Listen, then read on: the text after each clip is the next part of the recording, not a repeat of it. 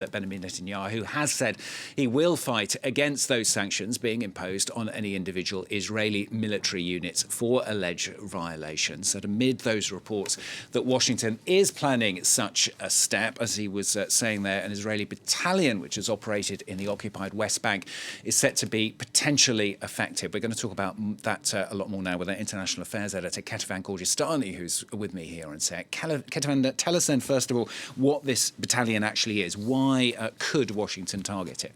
Well, the battalion that we're talking about, and these sanctions are possibly going to be announced any day now, possibly even today. It's called Netzah Yehuda, and it's a battalion that is a special unit basically made up essentially of ultra-Orthodox soldiers, most of them who are not part of the Israeli army, as are most of Israelis. They usually are exempt from military service, but this is a special unit for them.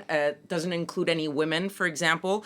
And the reason why the State Department looked into this unit and several others, it has to be said, there was a big investigation launched at the end of 2022. So this has nothing to do with the war going on right now or with October 7th. It started way before. It started after a series of incidents throughout the year 2022 that involved this battalion and several other units of the Israeli military, as well as the Israeli police, operating in the West Bank, including one incident specifically that led to the death of a 78-year-old Palestinian American. That caused a big uproar. That's why the State Department started investigating those alleged human rights abuses.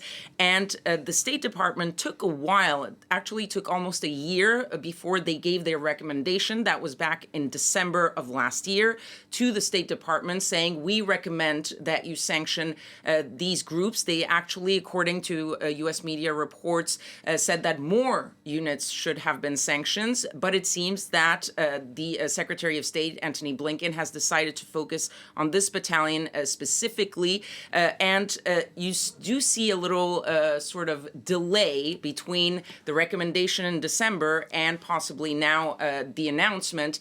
That is likely because of the current war and because of the context, and maybe the Americans felt that a couple of months after October 7th was a little bit too early. Now they're willing to go with that sanction. And what does that mean? That means that this group, this battalion, would not be eligible for any U.S. military aid or military training under 97 law that prevents the U.S. To fund any security, foreign security service that is involved in alleged human rights violation. And it would be pretty significant because it would be the first time the U.S. will have sanctioned an Israeli military unit.